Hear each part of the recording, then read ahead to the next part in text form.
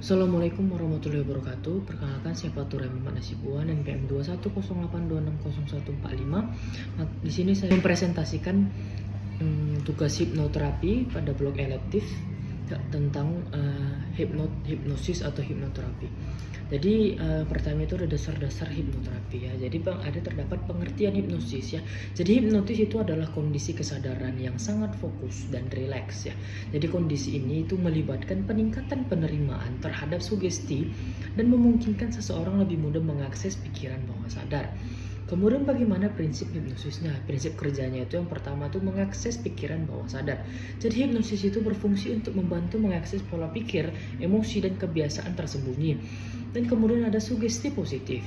Jadi sugesti positif itu terapi itu menggunakan pernyataan verbal yang dirancang untuk mengatasi masalah spesifik seperti meningkatkan kepercayaan diri atau mengurangi trauma. Yang kedua ada manfaat hipnoterapi. Yang manfaat itu yang pertama itu untuk kesehatan mental ya, itu yang kemudian dia tuh mengurangi gejala gangguan kecemasan dan depresi, membantu menyembuhkan trauma seperti PTSD, mengurangi beban emosional yang terkait dengan insomnia, dan juga terdapat gangguan-gangguan kecemasan yang lainnya. Seperti bisa juga untuk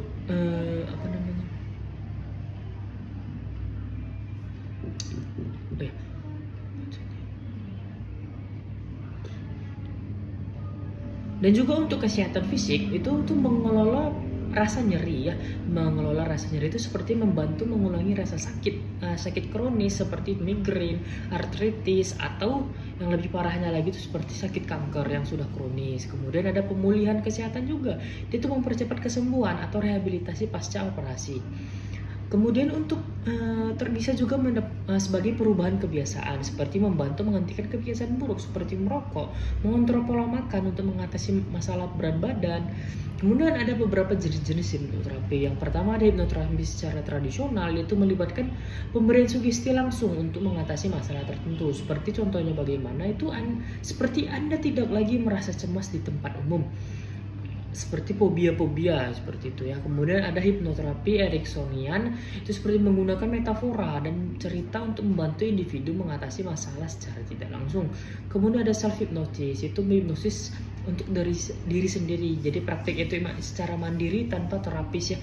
Teknik ini sering digunakan untuk merelaksasikan diri seperti ketika mau ujian dan lain-lain.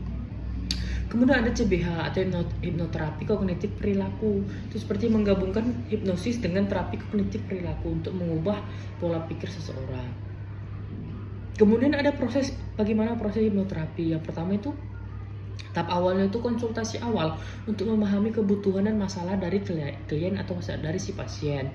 Kemudian menginduksi secara hipnotis itu menggunakan metode seperti visualisasi atau fokus pada nafas untuk membantu pasien memasuki kondisi rileks. Kemudian untuk sugesti dan juga transformasi itu seperti memberi sugesti positif sesuai dengan tujuan dari terapi hipnoterapinya.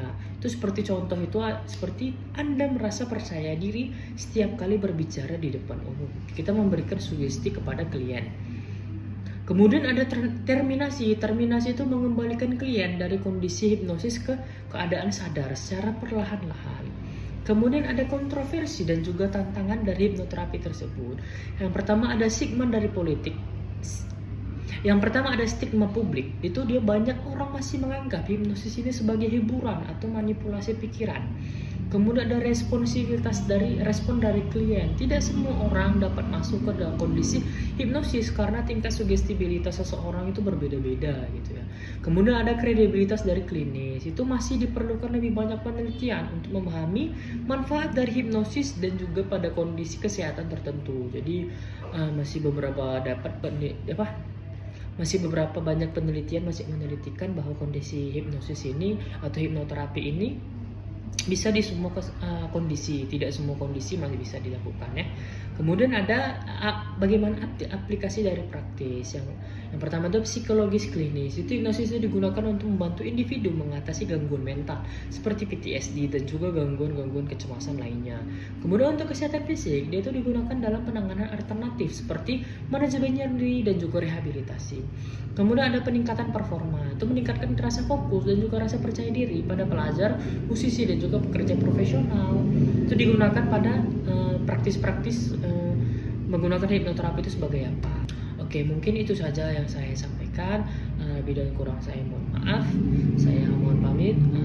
Saya mengucapkan alhamdulillahirabbil alamin, subhanakallahumma wa bihamdika asyhadu an la ilaha illa anta astaghfiruka wa atubu ilaik. Assalamualaikum warahmatullahi wabarakatuh.